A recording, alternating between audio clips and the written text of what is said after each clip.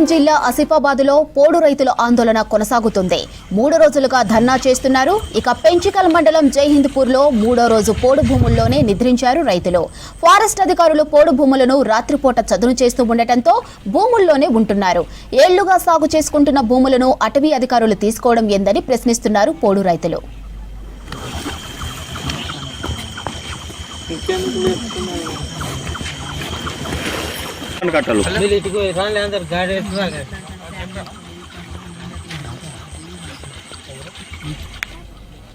కొమరం భీం జిల్లా ఆసిఫాబాద్లో పోడు రైతుల ఆందోళన కొనసాగుతోంది.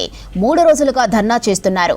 పెంచికల్ మండలం జైహింద్పూర్లో 3వ రోజు పోడు భూముల్లోనే నిద్రించారు రైతులు. ఫారెస్ట్ అధికారులు పోడు భూములను రాత్రిపూట చదును చేస్తూ ఉండటంతో భూముల్లోనే ఉంటున్నారు. ఏళ్లుగా సాగు చేసుకుంటున్న భూములను అటవీ అధికారులు తీసుకోవడం ఏందని ప్రశ్నిస్తున్నారు పోడు రైతులు.